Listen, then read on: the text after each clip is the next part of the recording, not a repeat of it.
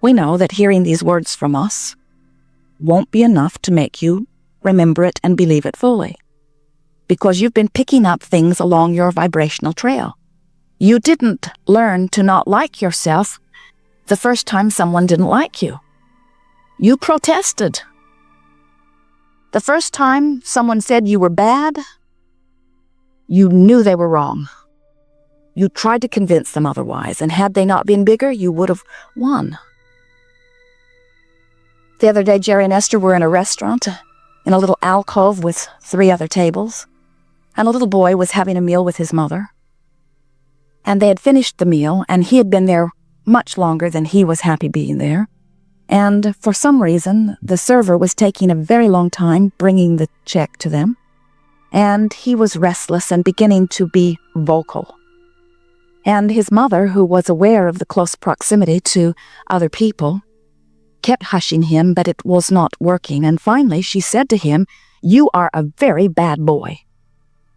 And he protested with a volume that everyone in the restaurant could hear, "Me not bad." And he meant it. He knows he is not bad, and it is so uncomfortable when his mother, who he wants to believe, is so wrong about something that he is so sure about. She did not believe him, however, because she has been practicing those thoughts much longer than he. She was certain that he was bad, and she was also certain that everyone around there would agree with her. So Esther turned to her and said, "I have to agree with your little one. I think he is an angel. In fact, there are not words to describe the goodness that he is." And the little boy looked at Esther, and he smiled from inside out. His new friend who understood and saw him as he knew he was. And his mother, who wants with all of her heart to believe that, and was really more concerned about what other people thought anyway, went along with it. And then a man at another table chimed in. He agreed too. "I've been enjoying him also," he said. And then the tardy waiter came with the check and had 2 pieces of candy, which she offered to the little one. And he reached with his little hands for the candy, so excited to have it, when his mother snatched them back and gave them back to the server and said, "No, he can't have candy." And then the man across the aisle reached into his pocket and pulled out a coin, a large coin, and handed it to the little boy. And he took it with such satisfaction. It was an interesting thing to watch this battle. It was not a battle of good and evil. It was a battle of believing in one's goodness or not believing in one's goodness. It doesn't take too much of hanging around with people you trust. You know, the ones that give you the food, the ones who seem to be the vortex through which your sustenance flows. It doesn't take too much hanging around with those who seem to be in control of where your well-being is coming from to begin to understand that you better please them first. And the unfortunate thing about that is that in the moment that it is important to you that you please your mother, or that you please your teacher, or that you please your government, or that you please those in power, the moment that it becomes more important to you that you please something outside of you, you begin to diminish your awareness of what you are doing with your vibration. And the thing that is so screwy about that is that what you are doing with your vibration is really the only thing that matters, because it is the only thing that affects your point of attraction. If you could maintain a vibration of well-being and a vibration of expecting well-being to come to you, there could not be someone come into your experience, no matter how big, bad, and awful they seem, no matter how strong they seem, they could not get into your experience and mess it up. So what it comes down to is Now you are adults, and now you are out from under the wings of your parents. Now you must make a decision that you are going to control your own vibrational offering, which means you're going to pay attention to the way you feel, which means you're going to offer a vibration that feels good to you when you offer it, which means you're going to clean up your point of attraction, which means only good things can come to you.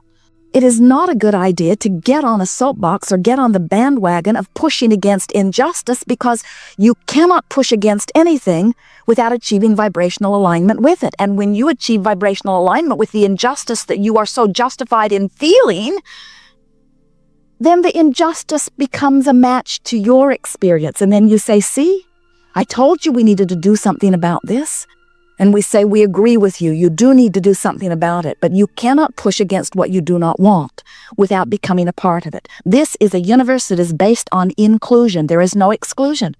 When you say no to something, you include it in your vibration. When you say yes to something, you include it in your vibration. So if there are things out there that are troubling to you, you've got to take your attention from them. We know it is fun. We know it is interesting. We know it is interesting in the sense that you like to use your minds and you like to feel involved and you like to contemplate things. And all of that is part of the sorting process that continues the evolution of this time-space reality.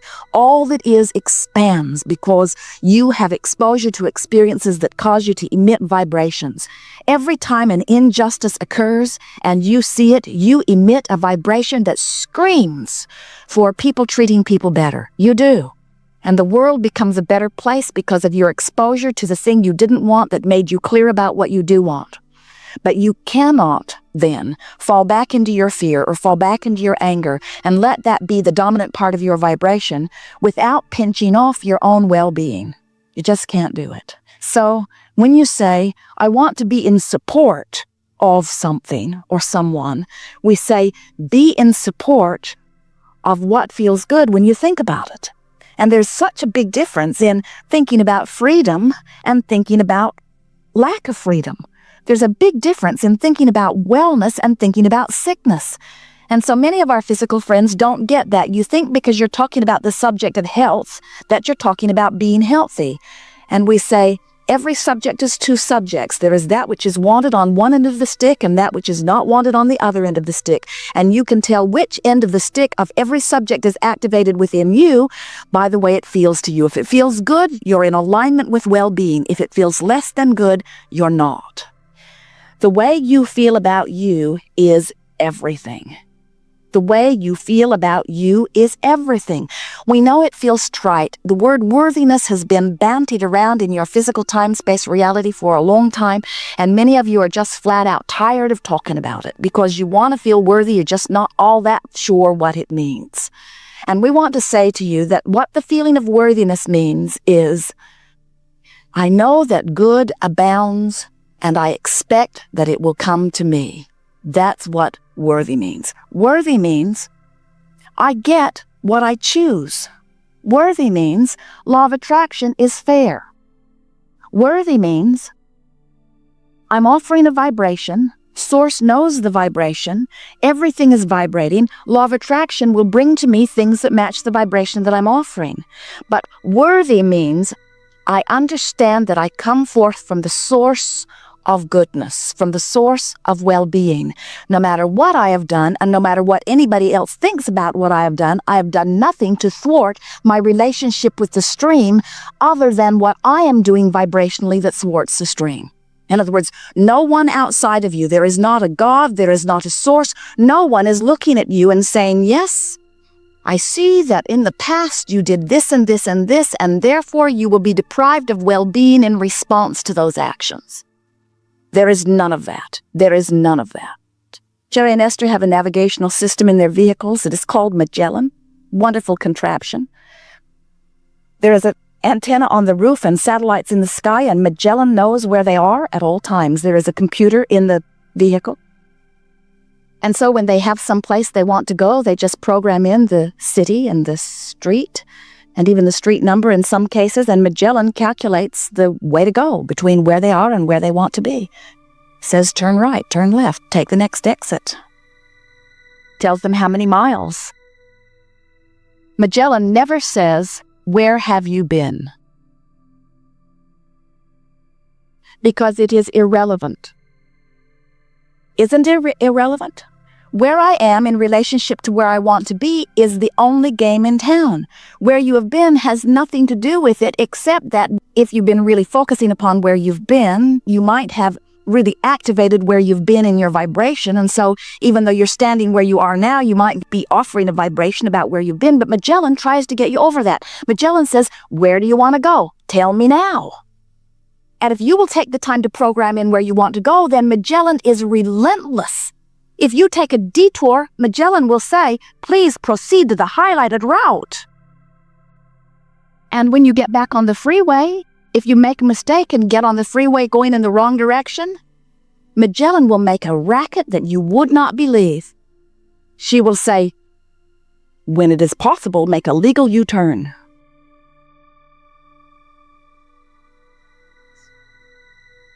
We say she, it is a woman's voice. The man's voice was far too bossy.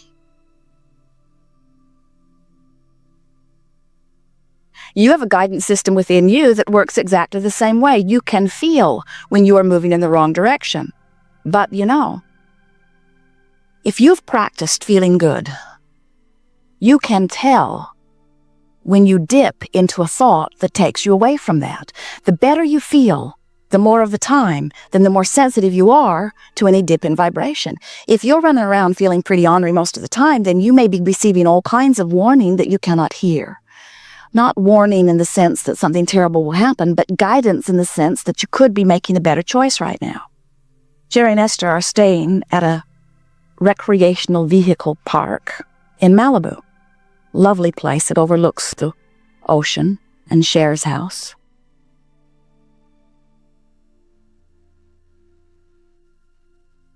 And as they leave this park to turn left, which is the direction they always want to go on the Pacific Coast Highway, there is a sign that says no left turn.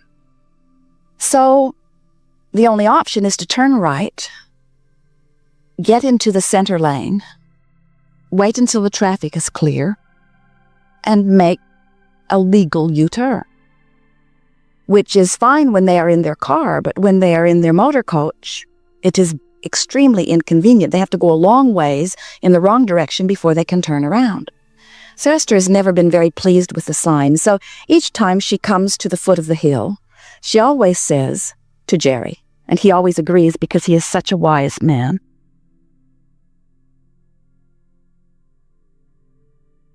it is so much safer for me to just turn left than for me to scoot out into traffic, screech on my brakes, get into the center lane, then cut across 2 more lanes of traffic, get onto the other side of the road, and then wait for other cars. Esther said, they must be crazy to have put that sign there. Who in the world would do that? And then Jerry smiles and says, well, there may have been something that happened that we don't understand. And Esther says, yeah. And then she says, I'm going to do what I want. I'm going to vibe it out and do what's appropriate for me to do. This is my plan relative to all things. So she comes down the hill, and her heart is soaring, and she makes an illegal left turn and feels so good about it. And all is well. And then the next day she comes down the hill, feeling really, really good, thinks about making a left turn, decides against it, makes her right turn, and just as she is about to make her left turn, the police car comes by, and Esther smiles and says, hello. My guidance always lets me know where you are. And then she says to Jerry, it is interesting. When my heart is soaring, I can feel the dip in my guidance enough to know. In other words, Esther said, I knew what to do. When I thought about doing what I have been doing and what I've taken glee in doing, it didn't feel good, so I didn't do it. Now, there are those who may be upset at Abraham's delight at Esther getting away with breaking a traffic law. But we want to say to you, if you've decided that you will be one that keeps all of their rules, you're going to be very busy.